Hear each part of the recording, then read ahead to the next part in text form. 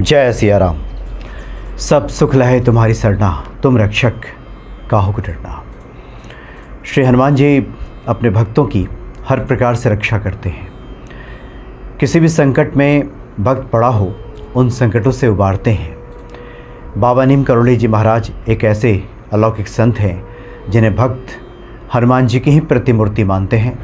और बाबा जी भी ऐसे हैं कि एक बार अगर कोई उन पर भरोसा कर ले, एक बार कोई उनका ध्यान धर ले, तो बाबा अपने भक्तों को संकटों में नहीं छोड़ते। एक बार की बात है, नारायण खत्री जी जो कि बरेली के रहने वाले हैं, इन्होंने अपना संस्मरण लिखा है। इन्होंने कहा है कि एक बार उनकी पत्नी बहुत बीमार थी। डॉक्टरों से दिखाने के बाद भी कोई लाभ प्राप्त नहीं हो रहा था।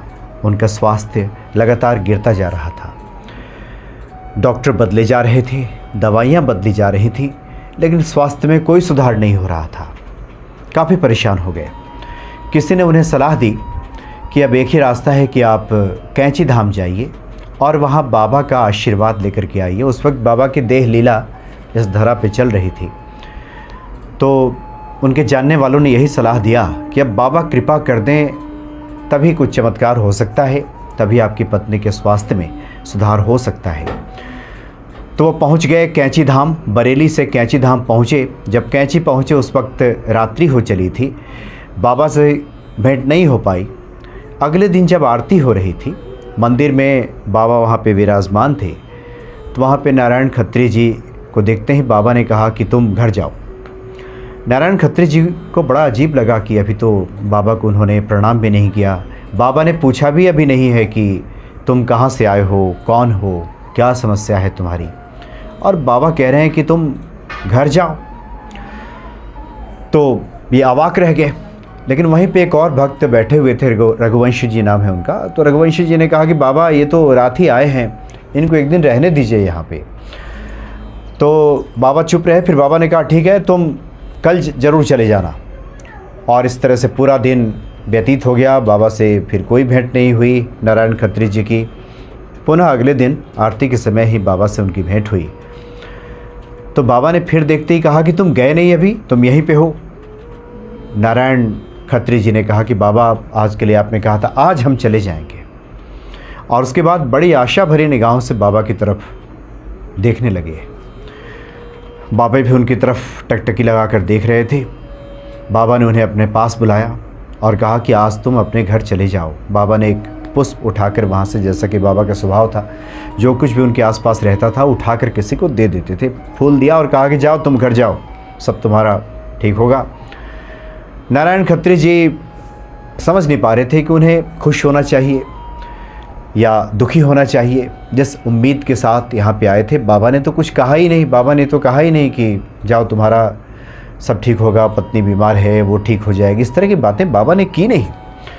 वो इसी उधेड़ बुन में चले आ रहे थे। जब बरेली घर पहुँचे तो उन्होंने देखा कि पत्नी पहले से ठीक नज़र आ रही है। लोगों ने कहा कि अब वो धीरे धीरे स्वस्थ होने, आपके जाने के बाद उनके स्वास्थ्य में अचानक से सुधार होने लगा है।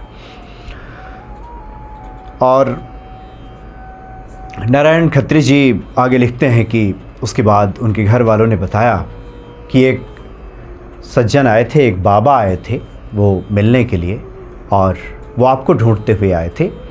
और उन्होंने आने के बाद कहा कि अब तुम्हारे घर में सब ठीक रहेगा, सब अच्छा हो जाएगा। और उसके बाद वो चले गए।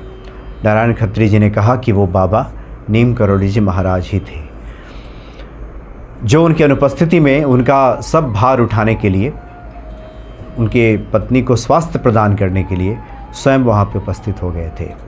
तो अपने संस्मरण में लिखते हैं कि वहाँ जाने के बाद तो उन्हें लगा था कि उन्हें कुछ भी हासिल नहीं हुआ है, वो खाली हाथ लौटे हैं। लेकिन ऐसा नहीं होता। जो लोग भी बाबा नीम करोली के पवित्र धामों का दर्शन करते हैं, उनकी पूजा अभ्यर्थना करते हैं, वो कभी भी खाली हाथ नहीं लौटते। उनकी झोली कभी खाली नहीं रहती। बाबा किसी न किसी रूप में ऐसे भक्तों के संकटों का हरण जरूर करते हैं। अभी तो कुछ दिन पहले एक संत से भेंट हुई थी। उनका तो कहना था कि हनुमान जी कभी किसी को खाली हाथ नहीं लौटाते, उचित दक्षिणा जरूर देते हैं। जो उनका नाम लेता है, जो प्रभु राम का नाम लेता है, जो राम की कथा सुनाता है, जो श्री रामचरितमानस का पाठ करता है उसे हनुमान जी दक्षिणा दे देते हैं। यानी प्रथम श्रोता तो हनुमान जी ही हैं। अगर कोई राम नाम का उच्चारण करे, राम का पाठ करे, श्री रामचरितमानस का पाठ सुनाए, तो जो प्रथम श्रोता हैं वो तो श्री हनुमान जी ही हैं। इसलिए वो कथा सुनने के बाद बिना दक्षिणा दिए किसी भक्त को लौटाते नहीं हैं। नारायण खत्री जी के साथ भी ऐसा ही हुआ। वो कैंची धाम गए, बाबा का उन्होंने दर्शन किया, उन्हें वहाँ लगा कि उन्हें कुछ नहीं मिला है, लेकिन घर आकर निहाल हो गए। सब बदल गया था। जिस परेशानी को लेकर गए थे वो परेशानी दूर होने लगी थी। ठीक वही स्थिति बनी जो सुदामा जी के साथ हुआ था। सुदामा जी भी इसी आस के साथ भगवान कृष्ण से मिलने गए थे। लौट रहे थे तो लगा था कि खाली हाथ लौट रहे हैं, कुछ नहीं है। लेकिन जब घर लौटे तो देखा कि भगवान कृष्ण ने तो उनके लिए एक दूसरी ही द्वारिका बसा दी है। ऐसे अलौकिक संत हैं बाबा नीम करोली जी महाराज। श्री हनुमान जी तो परम दयालु हैं, जो अपने भक्तों को कभी भी निराश, खाली हाथ, संकटों में छोड़ ही नहीं सकते। जय सिया राम।